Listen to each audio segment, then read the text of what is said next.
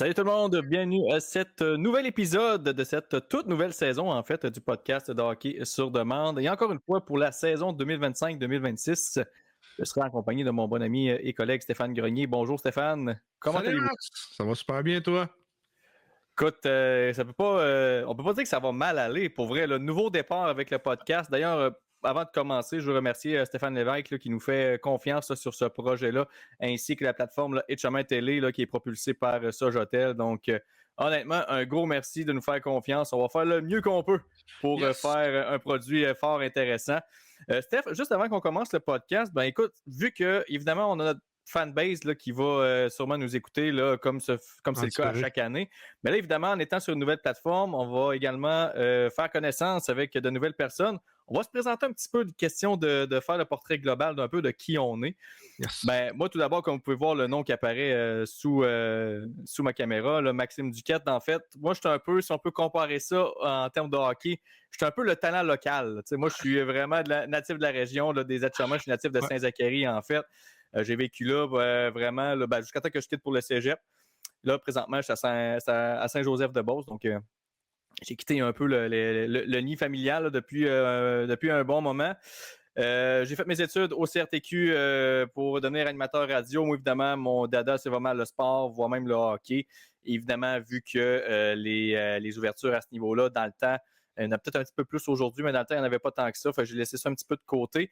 Mais quand même, là, je garde ça dans ma poche arrière, dans le sens que, tu sais, je fais quand même des projets à gauche et à droite. Là. Il y a des gens qui m'ont peut-être entendu faire la web-diffusion là, pour les matchs du Cool FM de Saint-Georges avec mon collègue Jean-Michel Poulain là, sur la plateforme là, TV LNH ou même sur les ondes là, du Cool FM 103.5. Sinon, j'ai une chaîne YouTube aussi dédiée pour les espoirs de la LNH. Là, j'ai fait plusieurs vidéos par rapport à ça. Je fais pas mal de petits projets à gauche et à droite qui touchent le hockey. Et là, ben, le podcast, évidemment, c'en est un. Et là, on fait un beau petit pas en avant là, avec ce tout nouveau départ. Toi, Steph, si j'avais te comparé, toi, t'es un... là, tu sais pas ce que je m'en vais avec ça. Là. Non, ça va faire mal. Tu vas être content, en fait. Toi, t'es un peu comme le Ivan Demidov. Toi, t'es comme le gars de l'extérieur, mais qui vient s'implanter ici pour s'imprégner de la culture et tout ça. Donc, toi, t'es comme le gars qui vient de loin un petit peu, mais qui va fortement t'intéresser, évidemment, à ce qui se passe là, sur les activités ici même. Mais à part de ça, je vais te laisser te présenter pour que les gens puissent connaître ton background un petit peu. Merci Max. Donc Stéphane Grenier, je suis un gars qui aime le sport absolument. Je m'implique beaucoup dans le sport local de ma région. Donc je viens de Valleyfield. Présentement, je réside à Valleyfield depuis 2019. Je suis trésorier, directeur aussi catégorie pour l'association du hockey mineur ici. Donc, je gravite un peu dans Hockey Québec. J'ai un peu ce background-là de vouloir aider les jeunes le plus possible. Je suis originaire de Saint-Étienne-de-Lauzon, qui est à la Rive-Sud de Québec, donc quand même pas très loin de la Beauce et des Etchemins. Donc, je connais quand même mon hockey là, depuis longtemps. J'ai joué au hockey mineur, évidemment. Après ça, j'ai commencé à graffiter autour du sport beaucoup. Je travaille dans le monde du golf.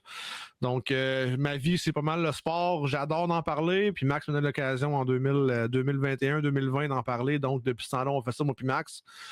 Nouveau départ, cette nouvelle plateforme incroyable. Donc, j'ai hâte de voir puis de faire des nouveaux amis. Mais je vais être là plus pour commenter les nouvelles, plus qu'est-ce qui se passe au niveau... je suis plus fondé sur la Ligue nationale, évidemment. Les espoirs québécois, je les connais un petit peu, mais Max est beaucoup plus approfondi que moi là-dessus.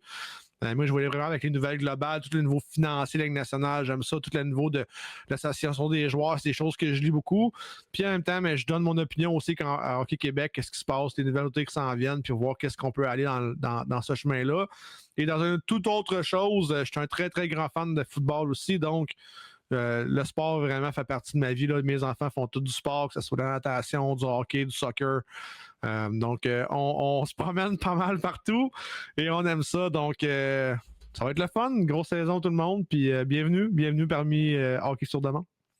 Oui, puis aussi, tu n'as pas mentionné, mais toi aussi, tu as déjà eu ton blog, en fait, Entre Chum. D'ailleurs, ta page, est-ce que tu l'entretiens encore un peu ou c'est plus tranquille? Je l'entretiens, c'est plus calme, là, je vous dirais. Là, c'est sûr que quand tu n'as plus de chroniqueurs qui travaillent pour toi, j'avais quand même une bonne banque de chroniqueurs en 2015-2016. Ça roulait quand même pas pire. Mais là, les enfants, la vie normale a fait que j'ai mis ça de côté. Mais j'ai encore mon bon ami Jonathan Goulet qui est pour le UFC qui fait encore pas mal de pauses. Essaie de faire le plus possible, mais je vous dirais depuis une bonne année et demie, c'est tranquille. Mais oui, Entre Chums, ça va faire la 12e année cette année que ça existe. on a un petit peu notre fanbase, on va peut-être recommencer éventuellement, mais non, j'ai toujours aimé ça écrire.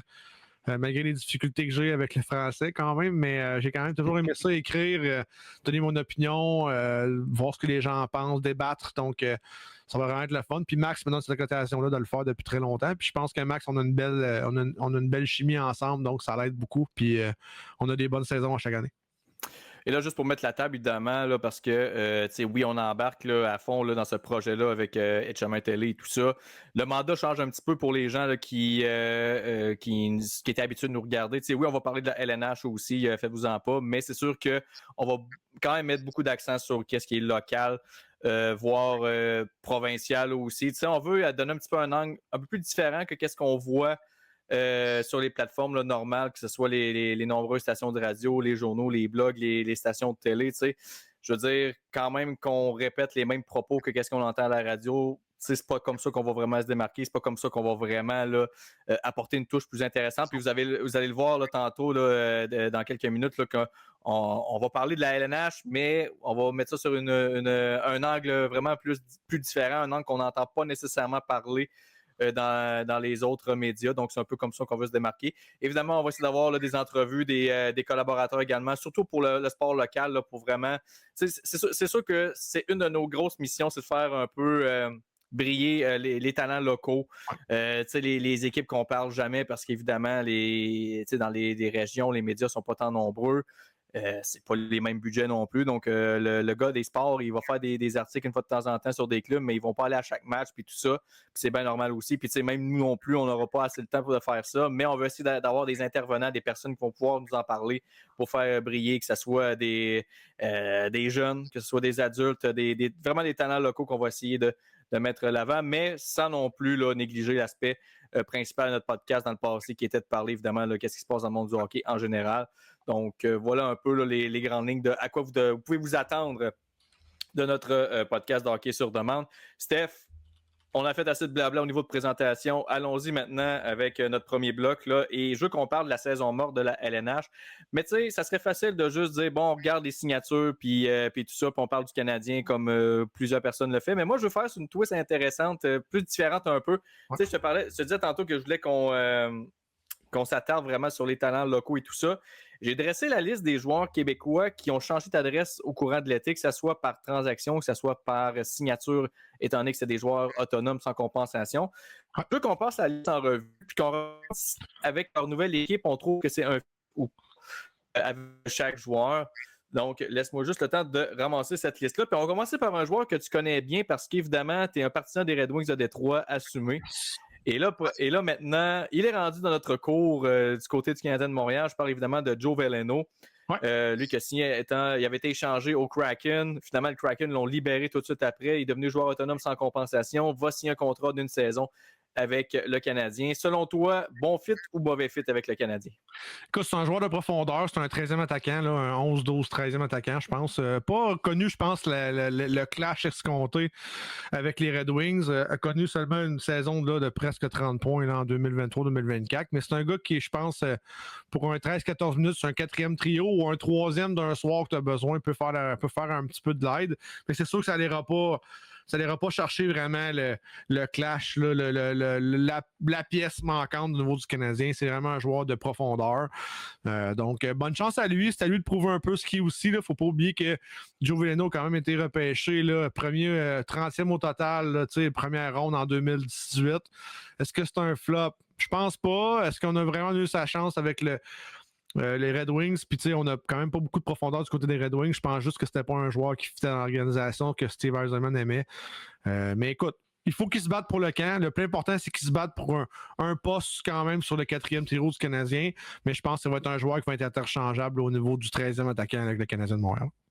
Faut oublier aussi qu'il avait obtenu le statut de joueur exceptionnel pour jouer à 15 ans dans la LHJMQ avec les Sea Dogs.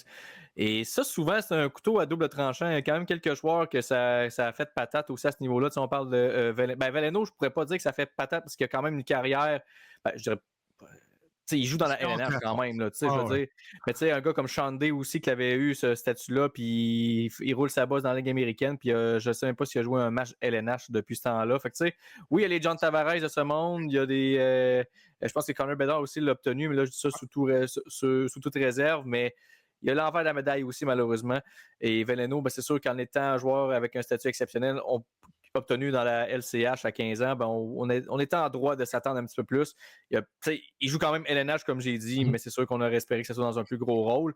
Moi, de mon côté, avec le Canadien, je dirais pas que c'est un mauvais fit, mais c'est pas tant un bon fit non plus. Comme tu as dit, il y a tellement... Il faut qu'il se batte au camp parce qu'il y a tellement de joueurs qui peuvent prendre cette place-là. Il y a les Joshua Roy, est-ce qu'il va avoir son éclosion cette année? Est-ce qu'il va... que c'est vraiment pris en main là, durant l'été, là, vraiment fondu là, avec de l'entraînement vraiment rigoureux.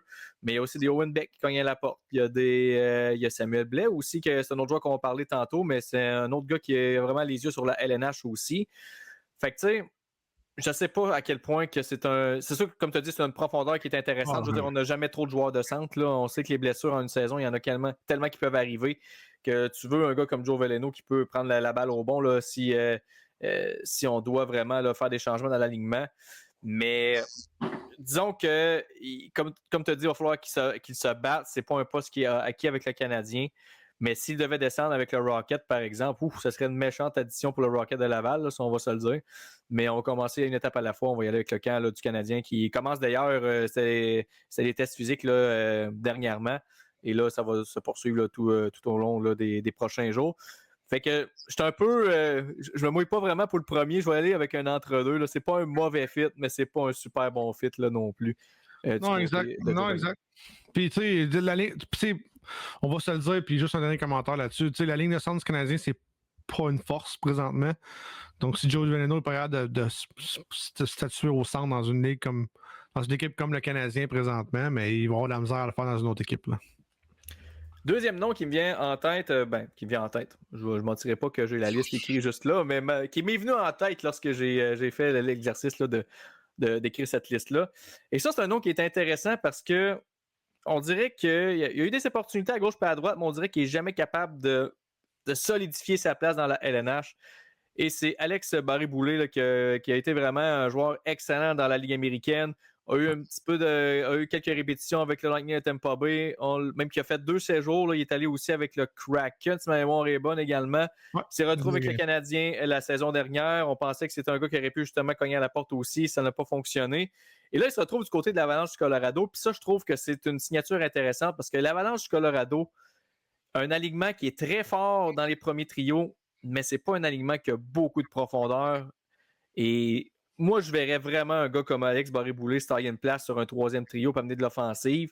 La balle est dans son camp et j'ai comme l'impression aussi que c'est un peu, je dirais pas la saison de la dernière chance, mais pas loin. Là. Je veux dire, ça fait que ton 4e club, que tu cognes à la porte, que tu fais du in-between, désolé de l'expression anglophone, mais que tu te promènes entre la LNH et la Ligue américaine. Là, tu te retrouves dans une situation fortement intéressante parce que l'Avalanche du Colorado n'est pas une équipe qui a beaucoup d'espoir de qualité qui s'en viennent non plus. Là, on a échangé beaucoup de choix. On a échangé des joueurs là, vraiment dans les dernières années pour du court terme. Donc, on n'a pas de gros espoirs de premier plan. Fait que la porte est vraiment grande ouverte pour un gars comme Alex Barré-Boulet. Oui, puis tu sais, présentement, l'Avalanche a 6 millions de cap salarial disponibles. C'est une équipe, on sait, le Netting avec ses 12,6 fait beaucoup d'argent cette année. C'est aussi une équipe qui a seulement 19 contrats sur 23 de prix présentement. Donc, tu sais, c'est un avantage qu'on a du côté de Barré-Boulet. C'est un excellent joueur en Ligue américaine, comme tu l'as dit. Il a brûlé la Ligue junior aussi là, avec Blainville. Là. Sa dernière saison, il a fait 116, je pense, ou 117 points en 65 matchs. Donc, 50 buts aussi. Donc, tu sais, c'est un gars qui est très, très bon offensivement, mais il n'a pas eu la chance d'avoir un poste vraiment dans une équipe qui avait besoin de l'offensive. Sans dire que c'est peut-être pas un fabricant de jeu, mais c'est un gars qui complète bien, mais c'est un peu il est bon dans tout, mais il n'est pas excellent dans tout. Donc, c'est un peu difficile du côté d'Alex Barré-Boulet. Puis comme tu dis, avec Colorado, on a des très bonnes 2 premières lignes, mais on a vraiment beaucoup de misère sur la 3e et 4e ligne. il y a souvent des blessures avec les Colorado aussi. On le sait, là, Arthur Likonen est souvent blessé. Après ça, est-ce que Landeskog va revenir à 100% cette année? On ne le sait pas. Mais si on regarde l'alignement, Olofsson a été remis dans la ligne mineure l'année passée. Donc, est-ce qu'il va revenir dans un temps plein avec l'équipe cette année? Donc, oui, il y a une place pour Barré-Boulet. C'est ça qui est le fun. Et honnêtement, je pense qu'il peut vraiment aller sur une troisième trio pour apporter un apport offensif différent. Il faut juste qu'il arrive avec le début de saison, avec la confiance. Ce que je pense n'a pas beaucoup non plus Barré-Boulet vu ce qui se passe avec lui depuis longtemps. Là, la misère à faire la Ligue nationale. Là, je pense que sa meilleure saison, c'est 2023-2024 avec le Lightning. Il avait 36 matchs de jouer, seulement 9 points. Donc, c'est ça, Barré-Boulet. Il va falloir qu'il en donne. Puis c'est un petit peu comme tu disais à 28 ans. Peut-être pas la dernière chance, mais doit fournir une bonne saison pour pouvoir se créer un contrat peut-être de 2 ou 3 ans pour les prochaines années. Parce que là, je viens de mettre à l'écran là, l'alignement là, actuellement là, selon Daily Face-Off. Évidemment, c'est pas coulé dans le béton, mais tu regardes les deux premiers trios. Bon, tu as Lekkonen, McKinnon, Nikus avec Nichushkin, Nelson puis Landeskog, c'est un bon top 6. Après ça, Jack Drury, c'est quand même bon là au centre. Colton est bon aussi, mais tu sais, Olofsson, depuis qu'il a quitté Buffalo, c'est pas le même gars du tout. Tu sais, Ivan, Parker Kelly, Joel Kiviranta, je peux pas croire que Alex Barré-Boulet peut pas tasser un de ces gars-là aucun entraînement. Tu sais, c'est pas achalandé, mettons, comme alignement. Là. Je pense que c'est sa meilleure chance depuis le début de sa carrière de se tailler une place dans la LNH. Puis s'il ne réussit pas à faire cet alignement-là, ben écoute, je pense que ça va être difficile là, pour la suite des choses. Comme tu as mentionné à 28 ans, là, mettons que les années commencent à s'écouler et ça vient vite la retraite, malheureusement. Ouais, puis tu sais, il ne faut pas oublier le niveau des recrues ou des personnes qui sont signées à mineurs là, du côté du Colorado. Tout le monde termine son contrat cette année, sauf 2, qui est Guy Cooper. Puis Nikita Prichepov, là, dans le fond, c'est les 2 seuls qui vont avoir un autre contrat l'année prochaine. Donc, c'est vraiment le temps pour lui cette année, avec son salaire à 775 000, d'aller chercher le plus qu'il peut avec le Colorado. Puis qui sait, tu sais, Drouin a refait un petit peu une vague l'année passée, ceux qui jouent en avantage numérique, puis jouent un petit peu avec McKinnon, mais ça reste que Barré-Boulet a de la place en masse dans ce roster-là, dans cet alignement-là, excuse-moi, pour aller chercher au moins une stabilité peut-être pour 60-65 matchs cette année. Là. Prochain nom, un ancien choix de première ronde qui lui aussi là, se promène un peu depuis 2 ans. Pierre-Olivier Joseph, choix de première ronde des Coyotes de l'Arizona, des défunts Coyotes de l'Arizona en 2017, 23e au total. A été échangé ensuite à Pittsburgh, est allé à Saint-Louis, est revenu à Pittsburgh par la suite et là, on l'a laissé aller. Et là, se retrouve du côté des Canucks de Vancouver. Donc, bon ou mauvais fit pour Pierre-Olivier Joseph? Ça va être difficile. On a l'impression que c'est mi-figue, mi-raisin. Et non, je ne dis pas ça en étant négatif, mais c'est difficile pour Pierre-Olivier, je pense, depuis trop longtemps. 26 ans sur un contrat qui va être surtout à RFA l'année prochaine. Donc, il va falloir qu'il négocie avec les Canucks pour savoir s'il va être libéré ou non. C'est pas un marchand de vitesse, c'est pas un gars qui donne beaucoup de points à son équipe non plus, mais c'est un gars qui a de jouer en désavantage numérique. C'est un gars, je pense, que tu peux mettre à 12, 13, 14 minutes sur une 3e, 4e ligne qui peut t'aider. Le problème que j'ai avec Vancouver, c'est est-ce qu'on a vraiment l'élément défensif? Est-ce qu'on a besoin d'un gars comme ça à Vancouver? On a besoin d'autres choses qui vont vraiment aider. Écoute, je viens de te mettre là, le top 6 actuellement, encore une fois, selon Daily Face-Off, des Canucks de Vancouver. Tu tasses qui? Tu sais, je veux dire, Quinn Hughes, évidemment, c'est le leader, tu tasses pas ça. Roenick non plus. Peterson, vraiment un bon two-way. Un bon défenseur qui est capable de jouer dans les deux sens de la patinoire. On va essayer de dire le moins d'anglicisme possible. Tyler Myers, même si c'est pas le défenseur qui a déjà été, c'est quand même un vétéran qui va être difficile à tasser. Derek Forbort aussi qui roule sa bosse. Elias Neil Peterson, qui est un gars qui a été repêché par les Canucks, qui a été développé par les Canucks. Donc, est-ce qu'ils ont...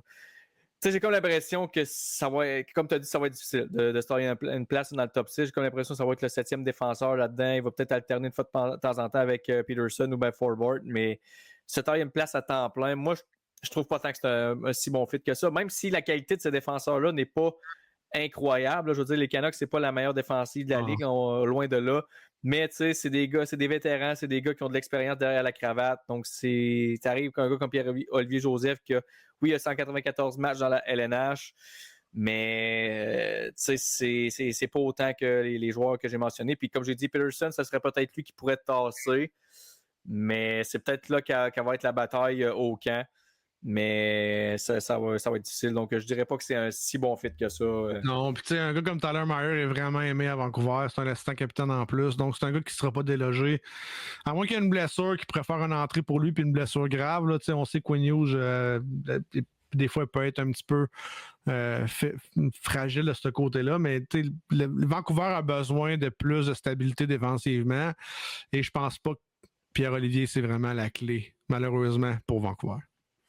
Un autre défenseur québécois qui, lui, n'a pas beaucoup d'expérience dans la LNH, même que je me demande s'il a déjà joué des matchs dans la LNH. Il en a joué, oui, 52.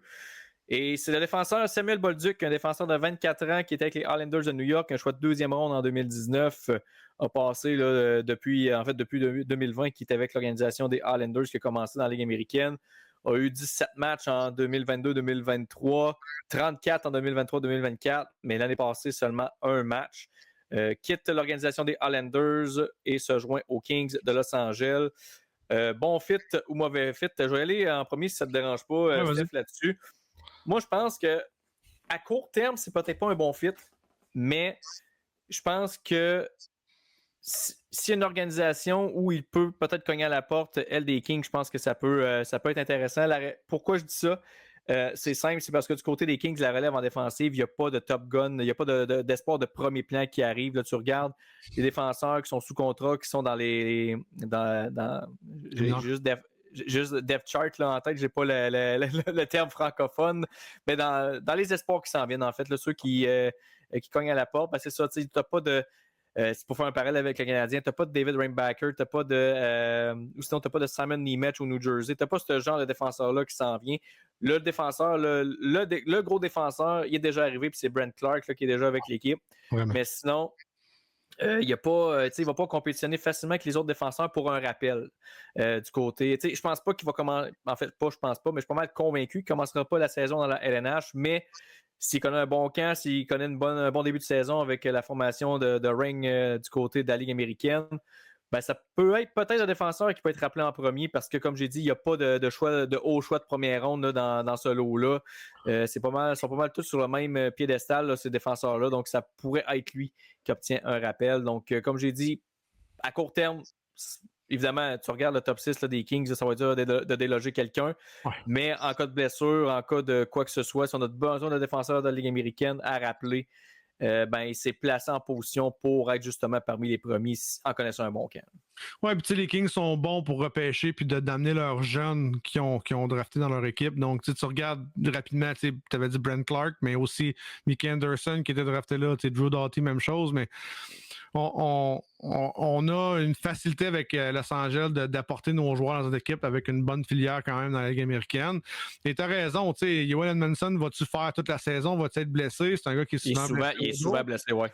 Même s'il a connu une très bonne saison l'année passée quand même, avec 72 matchs, je pense, sur 82, mais ça reste que souvent il est blessé pour problème de dos. Est-ce que Brian Dumoulin va faire l'équipe toute la saison aussi? C'est un joueur qui est un peu on and off, mais c'est un gars qui la joue dur quand même. Est-ce que Kyle Burroughs va finir la saison? Il ne faut pas oublier que c'est son dernière année de contrat, il a 30 ans, va tomber joueur sans compensation à la fin de la saison. Donc, est-ce qu'on va faire de la place justement à Samuel dans la saison s'il connaît surtout une bonne saison dans la Ligue américaine pour commencer? Parce que je pense pas que c'est de l'aider de le laisser en haut comme 26, dans le fond, 7e défenseur. Mais on a quand même déjà 7 défenseurs qui sont inclus dans l'alignement du côté des Kings. Donc, oui, c'est le prochain repêche. C'est le prochain joueur qu'on peut apporter dans l'équipe, je pense. Et les Kings, cette année, c'est quand même une grosse saison pour eux autres. Drew Doughty vieillit. Son contrat va finir dans 2 ans. Puis là, on a beaucoup de monde l'année prochaine à re-signer, là, dont Enzo Kopitar, dont Adrian Kempe, dont Kuzmensko. Donc, tu sais, ce ne sera pas une année facile. Je pense qu'on va donner un petit peu de tout du côté des Kings cette année pour aller chercher le plus loin possible dans les séries. Et là, je veux mettre un bémol aussi parce que là, je sais qu'il y a peut-être des gens qui s'en vont sur le hockey DB de Samuel Bolduc qui mentionne ouais, mais il a fini à moins 38 l'année passée, il n'est pas si bon que ça. Attendez un petit peu, là. Le club école des Islanders était horrible l'année passée. Là. Il n'y a pas grand monde qui a bien performé là. Tu regardes le meilleur pointeur c'est Chris Terry qui est un vétéran à 66 points. Après ça, on drop ça à 49, 45. Puis tu regardes les différentiels de tout le monde. Là. Chris Terry, moins 15. Brian Pino, moins 14. Liam Foudy, moins 31. Samuel Bolduc, moins 38. Alex Jefferies, moins 26. Tyce Thompson, moins 28. Matthew Maggio, moins 31. Je peux continuer si vous voulez la liste. Là. Mais je pense que vous comprenez le principe que c'était vraiment pas un bon club. Et malgré tout, a quand même été le meilleur défenseur offensif de l'équipe là, avec 35 points en 69 matchs. Là, cette récolte-là le place au 4e rang. Oui, au 4e rang, vous avez bien entendu. Tu as 35 points puis tu finis 4e meilleur pointeur de ton équipe. Eh bien, c'est les Islanders de Bridgeport là, pour vous du côté de cette équipe-là. C'était vraiment pas facile. Fait que je pense que c'est un changement d'environnement. Puis, tu sais, au contraire, là, la formation des Kings a quand même des bonnes formations habituellement dans la Ligue américaine. Donc, ce changement d'air-là pourrait être bénéfique. Mais, tu sais, soit qui est capable d'apporter un peu d'offensive, est-ce que ça va être un défenseur qui va être aussi offensif en haut? Sûrement pas. Mais, tu sais, il y a quand même cette corde-là à son arc là, pour. C'est un gros bonhomme, là. C'est un gars qui déplace dans l'air. 6'4", 220, là, c'est un gros bonhomme. Donc, moi, je pense que ça pourrait être un bon petit fit là, du côté des Kings là, si on a besoin d'un rappel. On va continuer plutôt avec un autre joueur, un ancien du Canadien cette fois-ci, Raphaël Harvey-Pinard, qui se retrouve maintenant du côté des Penguins de Pittsburgh. Je suis un peu triste de ce départ-là parce qu'il a tellement pas eu facile avec les blessures et tout ça. Puis, tu sais, on se rappelle, là, il était arrivé à Montréal, là, puis il marquait, il marquait quasiment un but par match tellement qu'il en marquait souvent. Tu regardes là, quand il est arrivé à Montréal en 2022-2023, 20 points en 34 matchs, 14 buts, 6 passes. On se disait, wow, on a un attaquant de profondeur fortement intéressant. Et là, après ça, la saison suivante a été blessé, a joué quand même 45 matchs, mais seulement 10 points. Et là, la saison dernière, a joué plus souvent qu'à son tour du côté du Rocket de Laval, 40 matchs, un seul match dans la LNH. Et malheureusement pour lui, il est arrivé il était avec une équipe où on a tellement repêché de joueurs depuis 3-4 ans que là, la loi de la moyenne qui est en train de le rattraper. Demidov est arrivé, Owen Beck cogne à la porte, Joshua Roy aussi cogne à la porte. Il y avait Emil Heinemann, évidemment, qui a passé en avant, il a été échangé cet été. Mais tu sais, il y a des joueurs qui ont passé en avant de lui, malheureusement. Puis il y en a d'autres aussi qui s'en viennent. Ouais. Fait qu'il n'y avait plus vraiment de place pour Raphaël Harvey-Pinard. On se retrouve maintenant du côté des Penguins de Pittsburgh. Donc, je te pose la question, Steph. Bon ou mauvais fit pour Raphaël Harvey-Pinard avec les Penguins? Écoute, c'est une équipe qui a besoin d'offensive, c'est bien les Penguins. Là, donc, Raphaël peut vraiment le faire. J'espère qu'il va être bien rasé, que ça commence à être de Gillette, par contre, mais là, je la plug, évidemment. Donc, à force d'aller voir dans le podcast ou dans l'émission, vous allez voir, je fais des petits jokes de même une fois de temps en temps. Donc, Raphaël Harvey-Pinard, ce qui s'est passé pour moi, c'est l'ancienne administration, on avait confiance en lui, on a essayé de se donner beaucoup de blessures. Avec le Rocket, faisait super bien. Et là, on a vu la nouvelle garde qui est arrivée avec Ken Hughes puis Gorton, avec Martin Saint-Louis. Puis là, on a vu que on avait déjà des joueurs offensifs de petite taille. On avait déjà des joueurs qui s'en venaient. On a repêché dans les premières rondes, dans les premières rondes pendant 1, 2, 3 ans. Et là, malheureusement, comme tu dis, la moyenne est arrivée. Et là, Harvey-Pinard a passé en dessous de la craque. Et honnêtement, cette valeur, je pense que c'est un gars qui avait les valeurs à la bonne place. C'est un gars qui aimait jouer pour le Canadien de Montréal. Petite stature, évidemment, 5 pieds 9, 185 livres, c'est difficile. Si t'es pas un gars qui marque comme Cole Caulfield, comme Martin Saint-Louis le faisait, comme des petits joueurs comme ça. Mais je pense qu'avec Pittsburgh, il y a vraiment une chance. Est-ce que c'est un bon fit? C'est difficile. Les Penguins, cette année, honnêtement, n'ont pas une grosse équipe. On ne sait pas ce qui va se passer avec Crosby. Il y a beaucoup, beaucoup de problématiques avec Pittsburgh présentement. On ne sait vraiment pas où on s'en va avec tout ce qui se passe. Donc, ça va vraiment être difficile du côté de Pittsburgh. Mais un peu comme on disait avec... Alex Barré-Boulet, je pense que c'est l'équipe qui peut avoir le plus de chances d'avoir sur une 3e, 4e ligne. Et il va falloir qu'il voit un petit peu quand même d'offensive. Je pense qu'Harvey-Pinard ne te sert pas vraiment à grand-chose défensivement, même si on sait qu'il va bloquer des tirs. C'est le gars qui va dédier son corps pour la science, qu'on appelle là, dans le jargon de hockey. Mais les blessures vont y faire mal s'il fait ça. C'est trop un joueur de petite taille pour faire cette job-là. On le voit avec Brendan Gallagher à Montréal, ça a été difficile au cours des dernières années. Donc, il faut que Raphaël ait un poste offensif. Ça va être difficile avec les Penguins, mais Marc, on est dans une belle équipe. Une équipe qui est avec le plus grand leader qu'on a présentement au hockey. Donc ça va aider. Là. Je pense que Philippe Tomassimo est bon, Justin Brazeau est bon. Je pense qu'on a de la place pour peut-être lui s'il y a des blessures rapidement du côté des Penguins. Moi, j'ai envie de dire que sur papier, c'est un bon fit, mais en pratique, je suis mitigé parce que les Pingouins, c'est pas une équipe qui, malheureusement, est réputée pour faire de la place beaucoup à ces jeunes. Là, dernièrement, on mène beaucoup de vétérans.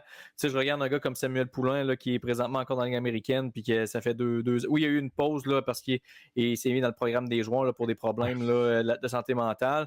Mais tu sais, t'empêches que tu regardes ces 2 dernières saisons, 2023-2024, 41 matchs de jouer, 31 points. Cette année, 43 points en 57 matchs. Puis pourtant, il a juste joué 7 matchs cette année avec les Pingouins. On lui fait pas signe du tout. Puis on parle quand même d'un choix de première ronde qu'eux-mêmes ont repêché. Puis on lui donne pas vraiment d'opportunité. Fait que j'ai hâte de voir avec ça qu'Harvey Pinard est quand même, je dirais pas un vétéran parce qu'il n'a pas aussi tant d'expérience que ça, mais tu sais, il a quand même un peu d'expérience dans la LNH, mais je sais pas. On dirait que j'ai pas tant confiance aux Pingouins qui vont lui donner une belle occasion. J'espère me tromper.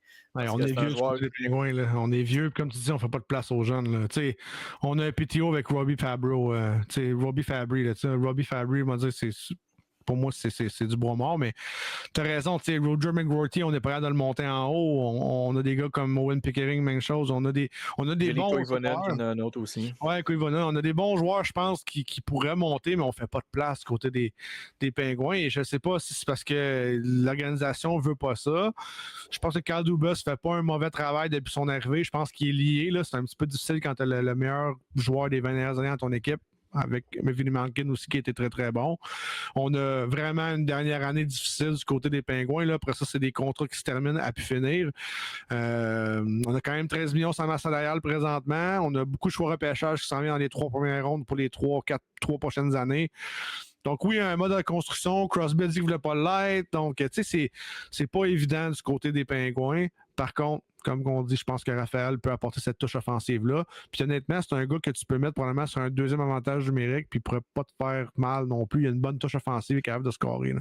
Surtout qu'il n'y a pas énormément d'options. Là. Je vais aller mettre l'alignement des Pingouins. Là. Vous allez voir, surtout du côté des ailes, là, c'est pas... Tommy Novak. C'est pas la mer à boire, là, on va se le dire. Là. Tu regardes ça, là. Koivunen, j'espère qu'eux, ils vont le garder, parce qu'il y avait, je pense qu'il y a eu comme 7 points en 8 matchs là, à la fin de la saison. Mais tu sais, je regarde l'alignement Daily Face-Off, puis on va faire la transition tout de suite. Un autre Québécois qui est maintenant avec les Pingouins, c'est Anthony Manta. Puis tu sais, je regarde où est-ce qu'on le place présentement sur les trios. Évidemment, tout ça est fictif, là, ça veut pas dire que ça va être ça, mais tu sais, je le regarde là où ce qu'il est, Anthony Manta, puis je pense que sa place là tellement que du côté des ailes, on n'a rien là. Tu sais, oui, McGrorty, c'est un jeune, mais il faut qu'il progresse. Tomasino, ça a été un shot de première ronde des Prédateurs dans le passé, puis ça tarde avant de faire quoi que ce soit. Puis évidemment, sur une 4, là, on ne mettra pas un gars comme Manta sur une 4, surtout que c'est pas le joueur. Anthony Manta, tu l'as eu avec les Red Wings aussi, là, c'est un gars qui a un très bon lancer, mais il n'y a pas d'autres. Il n'y a pas tant d'autres aspects là, de son jeu qui sort du lot. C'est vraiment, il y a un bon tir, il faut qu'il l'exploite. Pendant Malkin comme passeur à côté, je pense que ça peut vraiment bénéficier. Mais moi, Manta, je pense que c'est un excellent fit avec les Pingouins qui recherchent, comme tu as mentionné tantôt, des gars qui sont capables de la mettre dedans. Manta, c'en est un qui est capable de le faire. Il a eu quand même 2 saisons là, d'au-dessus de 20 buts avec les Red Wings là, à ses débuts. Après ça, malheureusement, il a eu des blessures aussi à travers tout ça. Il a de la misère à jouer les 82 matchs là, par saison. Il a quand même eu une autre saison de 20 buts avec les Caps, là, pas plus tard qu'en 2023-2024. Fait que tu sais, s'il est bien entouré, il est capable de faire le travail. Fait que moi, je pense que de ce côté-là, c'est un très bon fit. Maintenant, c'est à lui de saisir cette opportunité-là puis de solidifier justement sa place dans le top 6 parce qu'évidemment, il ne jouera pas sur une 3 puis sur une 4, il ne sera pas tant utile. Lui, il faut qu'il joue dans le top 6. C'est un joueur offensif.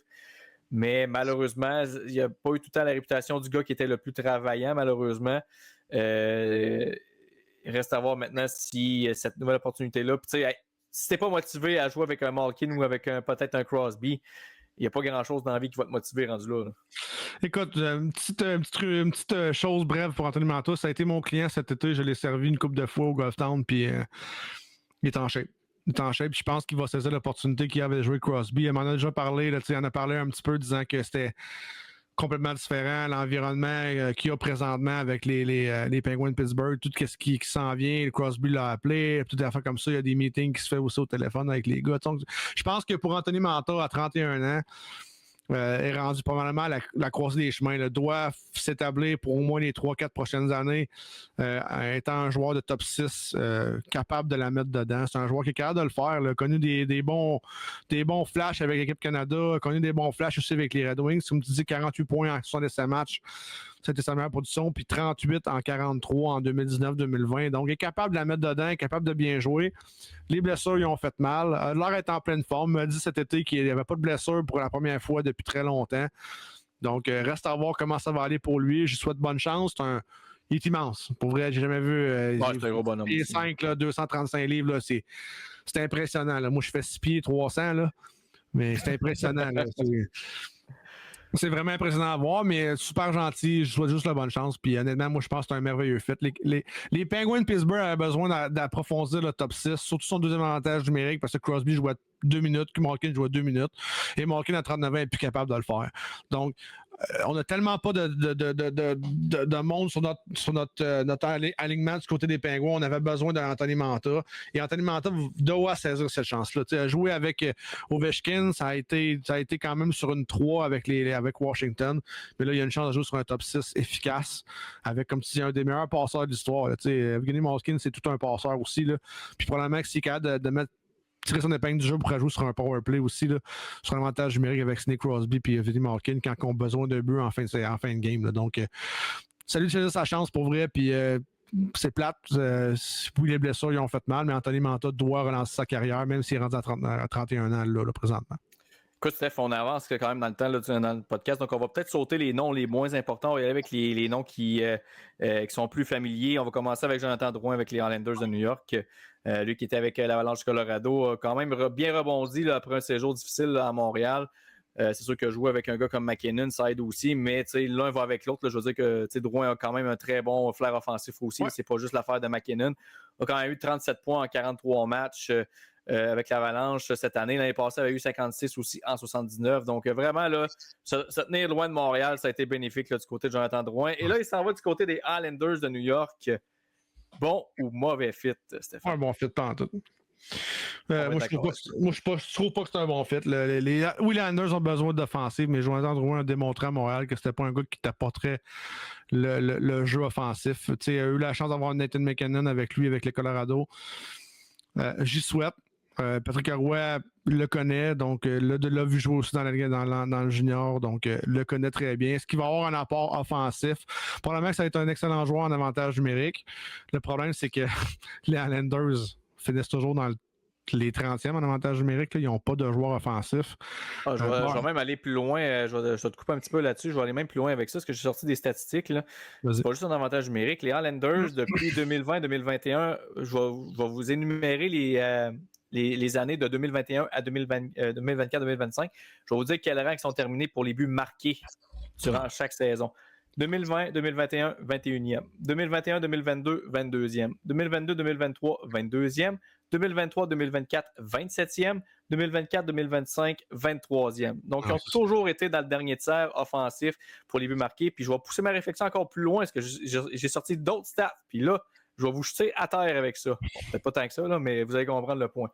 Depuis la saison 2020-2021, les Islanders ont eu seulement 3 joueurs qui ont récolté 70 points et plus.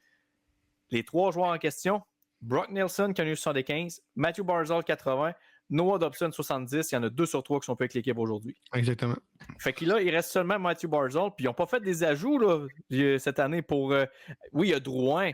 Mais tu sais, Drouin nous a démontré, malheureusement, à Montréal, il avait le rôle de leader l'attaque du Canadien. Puis malheureusement, ça n'a pas fonctionné. Il y a eu des blessures aussi. Il y a eu, il s'est mis sur le programme des joueurs aussi après ça parce qu'évidemment, il n'y a pas... jouer à Montréal, c'est assez tough. Puis les gens ont vraiment été durs envers Jonathan Drouin. Puis ça, je trouve ça un peu ridicule, malheureusement. Là. Je veux dire, le gars a fait son possible. Là, puis écoute, ça marchait juste pas. Et là, tu lui dis, tu lui confies la mission de relancer l'attaque des Islanders. C'est sûr qu'il va être loin de Montréal, pareil. Donc, il n'y aura pas la même couverture médiatique qu'il a eu à Montréal en étant un joueur québécois.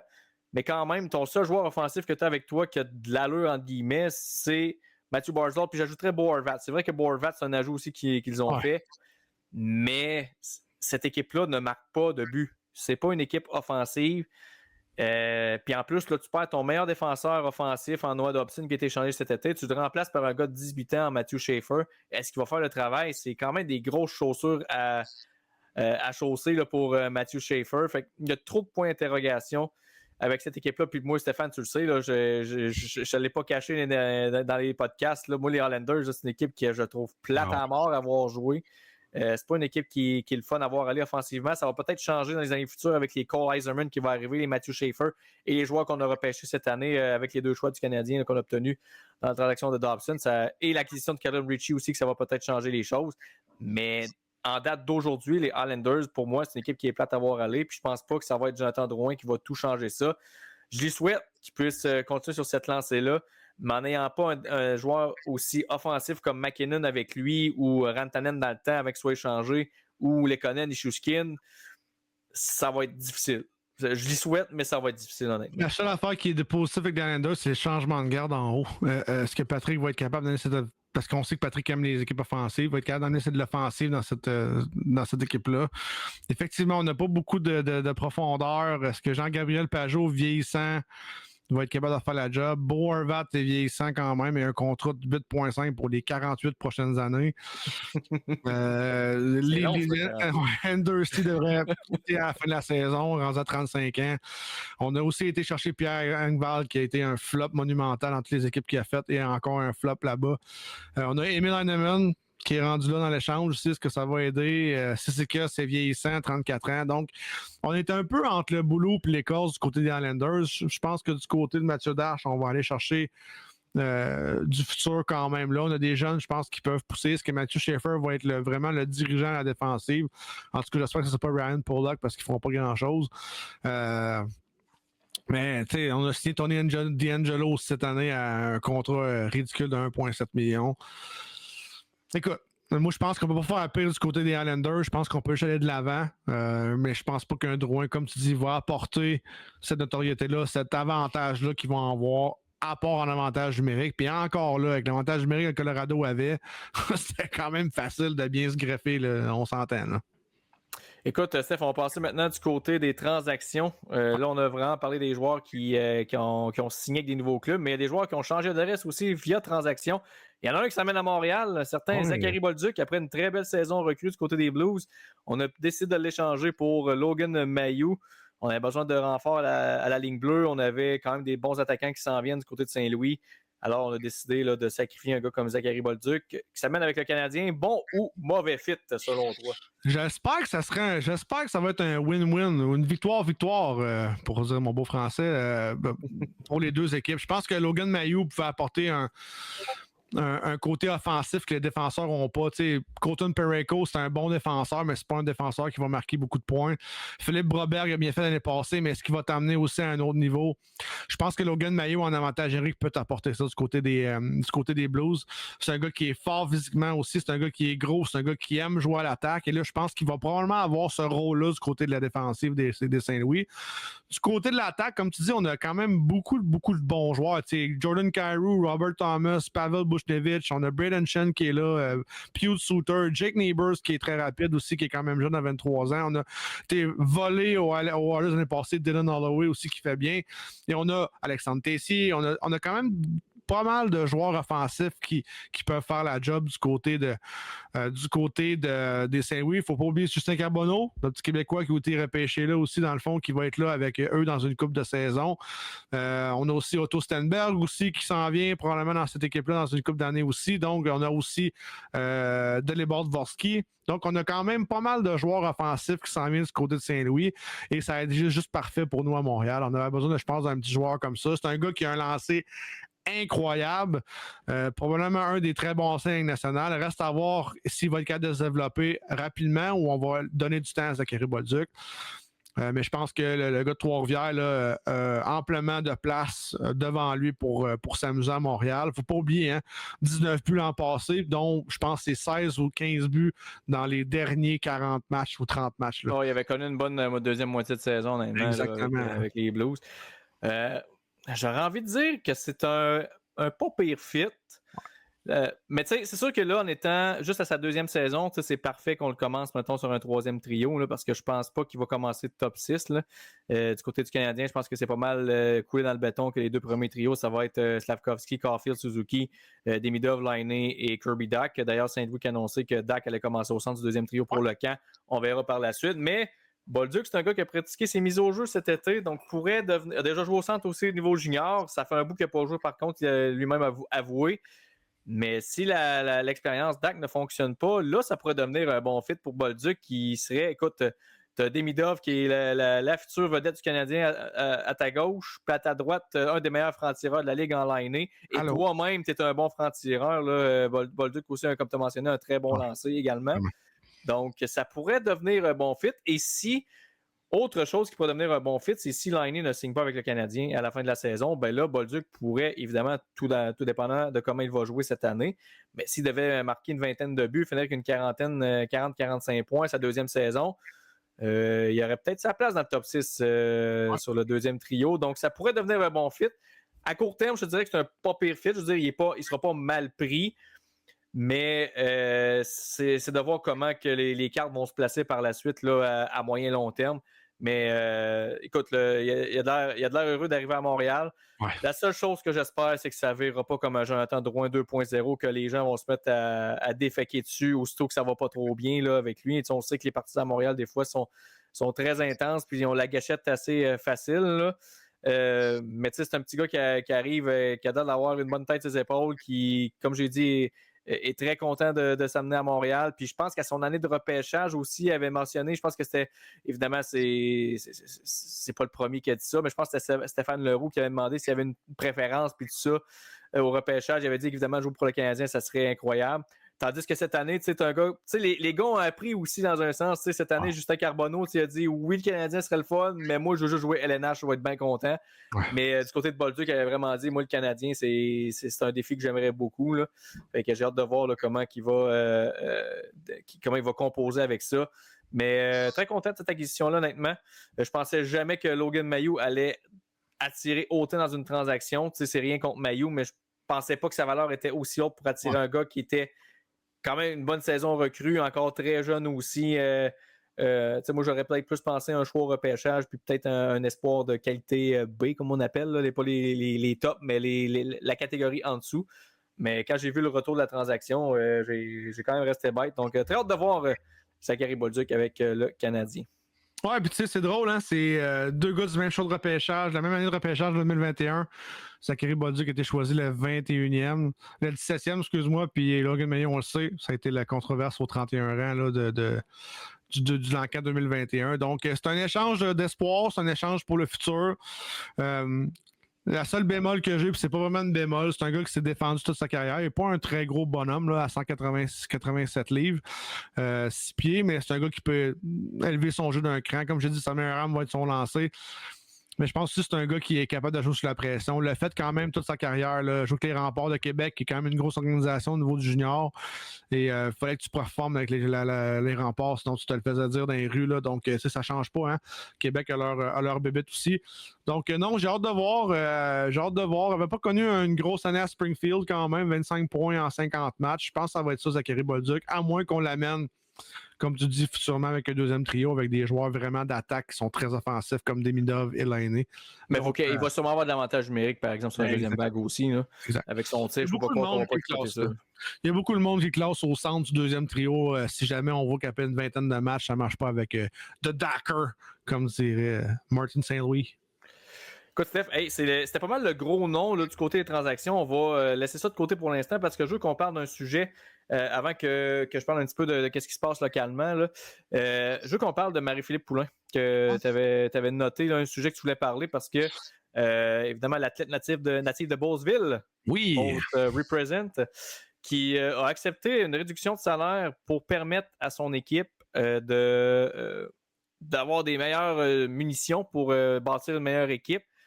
Et pour vrai, là, je trouve ça vraiment le fun de voir que, tu sais, on le sait que la ligue là, du côté de la LHPF, c'est pas une ligue qui, tu sais, c'est une ligue qui est en expansion. On commence à prendre notre air d'aller, mais côté salaire, c'est pas Évidemment, c'est pas les mêmes salaires que les joueurs au niveau masculin gagnent. Il n'y a personne qui fait 15 millions par année dans cette ligue-là. Puis, malgré ça, c'est sûr que Marie-Philippe Poulin a plein d'autres sources de revenus. Là, je veux dire, il y a des commandites à gauche et à droite, mais quand même, a décidé de réduire son salaire pour permettre à son équipe d'être meilleure, en fait, puis aller chercher une première coupe là, depuis la création de cette ligue-là. Toi, Steph, commentaire par rapport à ça? Écoute, je te l'ai marqué à mes sujets parce que je trouve ça intéressant. Probablement la meilleure joueuse de hockey qu'il y a eu dans les heures derniers. Celle qui a gagné plus de médailles d'or, les buts incroyables. J'ai trouvé ça quand même intéressant de voir que. Puis Marie-Philippe Poulin, on la connaît, là. C'est pas une fille qui vole par-dessus tout le monde. C'est pas une fille qui déplace des montagnes quand elle parle aux médias ou quand elle parle de hockey. Mais c'est intéressant. Emily Clark, la première fille, a gagné 100 000 par année avec Ottawa cette année dans un nouveau contrat qui a été fait. Marie-Philippe Poulin on sait pas, moi je sais pas le contrat, on sait pas encore le montant, mais va signer moins cher pour pouvoir que Montréal ait une meilleure équipe. Je trouve ça intéressant, mais je trouvais ça bizarre. Je dois l'apporter parce que c'est pas une ligue qui fait beaucoup d'argent. Le salaire minimum, le salaire moyen est à 35, 40, 50 000 $ selon les joueurs des filles. Oui, ça grossit, oui, c'est populaire, oui, c'est le fun à voir. Max, on avait des petites réserves là, une couple d'années, moi et toi, mais on s'est dit, regarde, si c'est bien fait, ça va être bien fait. Ça a très mal commencé avec les chandails, très mal commencé avec les noms. Niveau marketing, c'était pas top au début. Marketing, c'était vraiment pas top, on le sait, mais je pense qu'il y a vraiment quelque chose qui s'en vient avec la LPHF. Donc, je trouvais ça intéressant de voir que, tu sais, Marie-Philippe Poulin, elle n'en a pas encore pour 10 ans à jouer dans cette ligue-là. Elle est quand même vieillissante. C'est une ambassadrice qu'il va avoir pour les prochaines années, pour les nouvelles joueuses qui vont monter. Mais c'est tellement différent de voir ce qui s'est passé avec Marie-Philippe Poulin. Si on voit dans le reste du hockey, là, le nombre de joueurs qui ont migré vers le sud des États-Unis par rapport au salaire garanti qu'il y a dans le junior ou dans le collégial américain versus les professionnels des filles. Donc, je trouvais ça le fun de l'apporter, disant que je trouve ça intéressant qu'elle sait qu'il y a un cap salarial, elle sait que c'est pas si facile que ça pour les filles de venir à Montréal. Évidemment, c'est bilingue, hein, ça change pas. C'est pas parce que c'est des filles que ça change. Il y a bien des filles probablement qui viennent des États-Unis qui ont peut-être peur de la langue française ici. Donc, je trouve ça intéressant de voir que la meilleure joueuse au monde se permettait, probablement en fin de carrière, de dire je vais demander moins pour qu'on ait une meilleure équipe pour pouvoir gagner.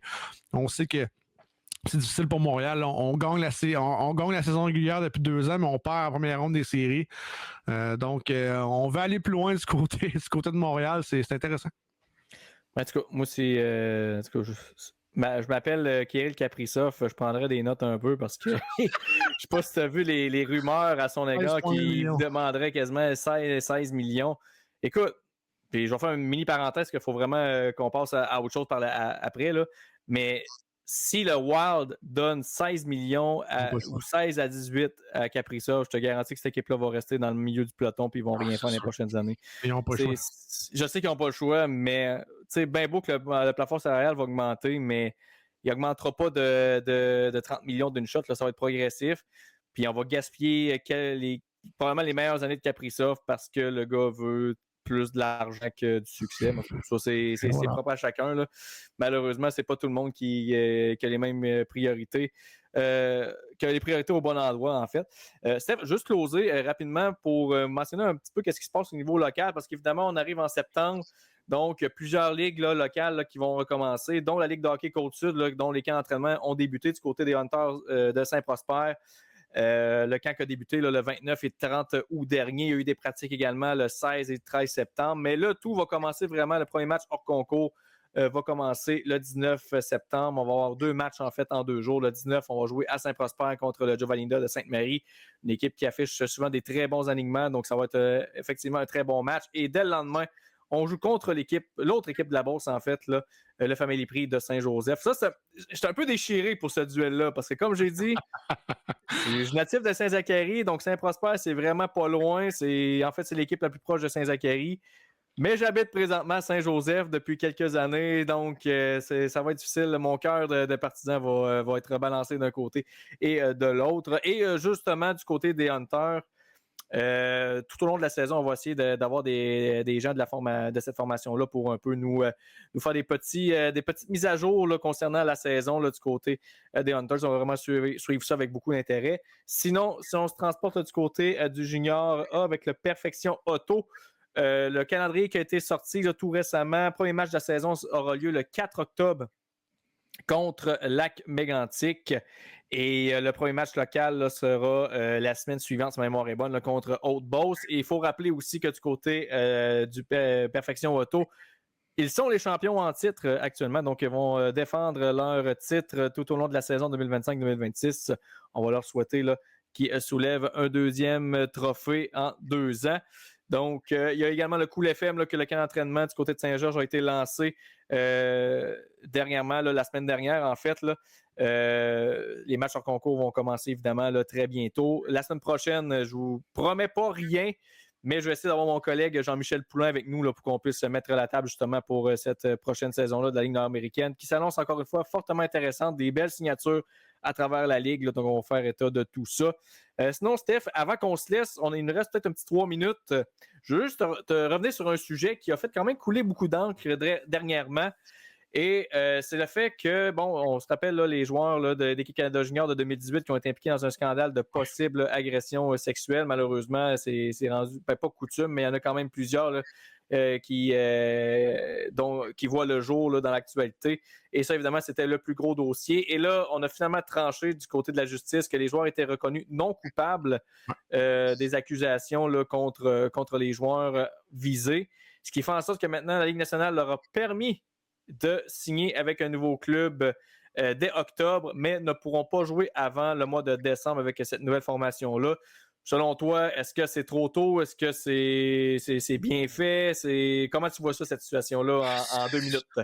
C'est tellement de se mettre les pieds dans la bouche, je trouve. C'est difficile à contrôler. Honnêtement, je pense qu'il y a peut-être 2 joueurs qui vont être importants là-dedans, qui vont peut-être revenir. C'est Carter Hart puis Michael McLeod qui était avec New Jersey. Les joueurs vont pouvoir retourner, ils vont pouvoir se faire engager en octobre, ils vont redonner seulement en décembre, donc on va pouvoir commencer seulement le 1er décembre. Je sais pas. J'ai l'impression qu'il n'y a pas beaucoup d'équipes qui vont se mettre les pieds dans les bouches. On sait que les Oilers, même si on a besoin d'un gardien de but, on dit non à Carter Hart.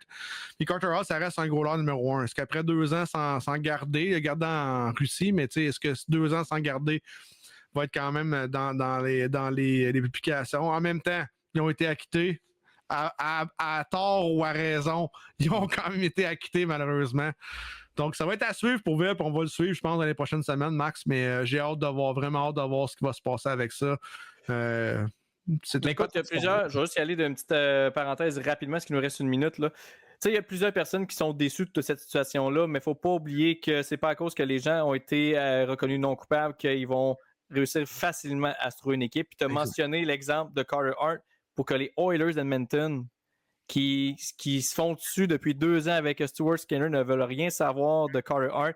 Les sénateurs d'Ottawa ont décidé de laisser aller Alex Formenton. Ils n'ont pas gardé ses droits. Fait que j'ai comme l'impression que ça ne sera pas si facile que ça pour eux de trouver un club. Je pense qu'il y a des équipes qui vont justement décider de passer go puis réclamer 200$ à la place. Là, je pense pas qu'on va se risquer avec ce genre de joueurs-là.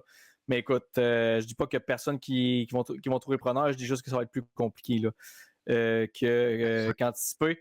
Mais Steph, écoute, on n'aurait pas en jaser longuement, mais c'est déjà la fin de cet premier épisode. En espérant que les gens qui nous regardent sur la plateforme Etchemin Télé vont apprécier ce podcast-là. Nous, on a tout le temps bien du fun. Comme vous pouvez voir, c'est super agréable. Il n'y a rien de super sérieux puis de grosses discussions dans le sens que on est 2 gars qui triplent sur le hockey, on en jase puis on partage ça avec vous. D'ailleurs, vous voyez là, présentement en bas là, de notre nom, là, nos noms sur X, parce que les 2, on est sur la plateforme X. Si vous voulez nous suivre, eh bien, allez-y sans hésiter. Et nous, on va se retrouver la semaine prochaine pour un autre épisode avec peut-être mon collègue Jean-Michel Poulain pour nous parler de la saison du Cool FM. Merci à vous tous. On se dit à la semaine prochaine. Bonne semaine.